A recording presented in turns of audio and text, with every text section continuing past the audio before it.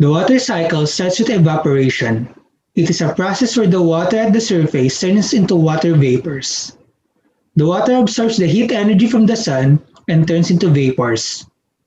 Water bodies like the oceans, seas, and lakes, and the river bodies are the main source of evaporation. And then, as the water evaporizes into water vapor, it rises up in the atmosphere. At high altitudes, the water vapors changes into very tiny particles of ice. Because the temperature at high altitudes is low, this process is called condensation. After that, the next process is called sublimation. Sublimation also contributes to water vapors in the air. Sublimation is a process where the ice directly converts into water vapors without converting into liquid water. And after that, the next process is called precipitation.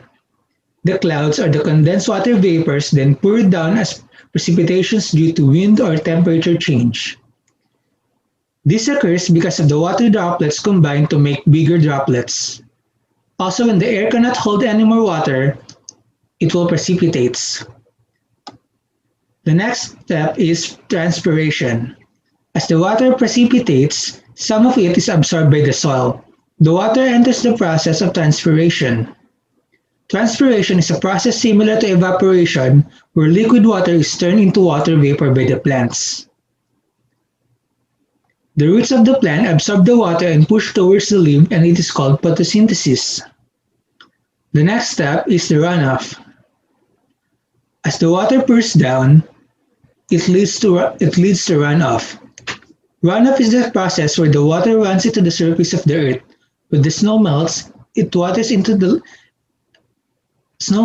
water, it also leads to runoff.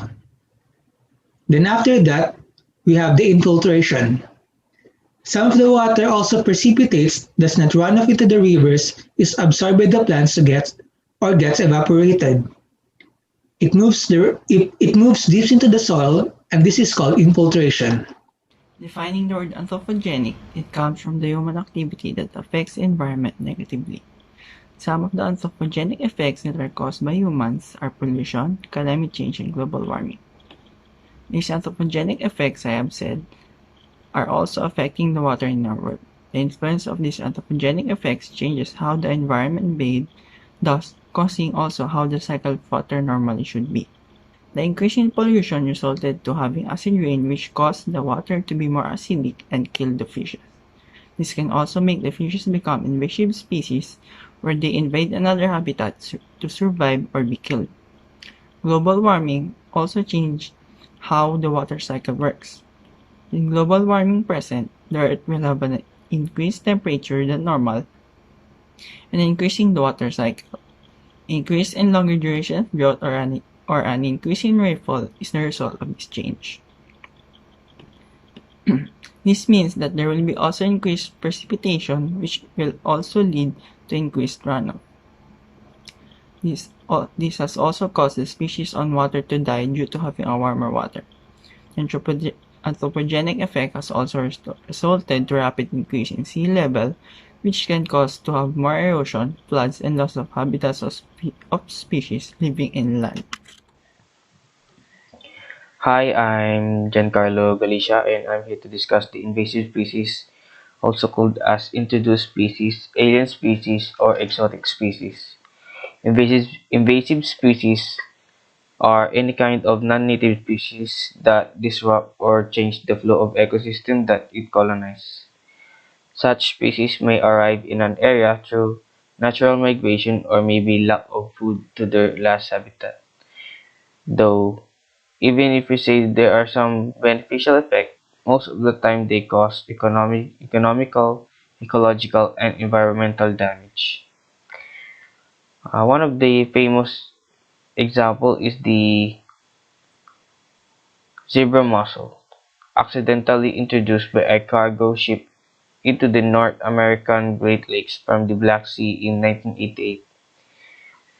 Zebra mussels negatively impact the ecosystems in many ways. They filter out algae that native species need for food, and they attach to an incapacitate native mussel. Power plants must also spend millions of dollars in order to remove the gibber mussels from clogged water intakes. Gibber mussels are a problem because they filter out a liter a day in order to eat plankton. Although this filtering action may clear up the water, clear water does not mean clean water, and clear water with zebra mussels leave behind will often lead to algal blooms that are harmful to people. Good day, my name is Denzel C. Assis and I will report the epigenetics and its relation to water. So first of all, let us know what is epigenetics. Epigenetics is the study of heritable changes in gene expression, active versus inactive genes, that do not involve changes to the underlying DNA sequence, a change in genotype, which in turn affects how cells read the genes. Epigenetic change is irregular and natural occurrence but can also be influenced by several factors including age, the environment or lifestyle, and disease state. Accumulating evidences indicates that epigenetic changes are behind the stress memory in plants. Without any changes to the genome nucleotide sequences, stress events have been shown to permanently modulate gene expression via the activation or silencing via epigenetics mechanisms. One of these epigenetics changes is the cytosine methylation in the DNA, which is a reversible process depending on dedicated enzymes. Overall, the methylation in the coding or regulatory regions hinders the expression of target genes, whereas demethylation events are accompanied by the activation of genes in the eukaryotic So with genome. all of this information that you've heard a while ago, we just want to let you know that we won't last long in Earth if we don't save our environment. We just want to urge everyone to save water and be conservative about it. So this public awareness or this info video that you are watching right now is for water issues. So this is our way to build common grounds, understandings, and knowledges about how we should value and manage water usages in our everyday lives. Thank you for watching.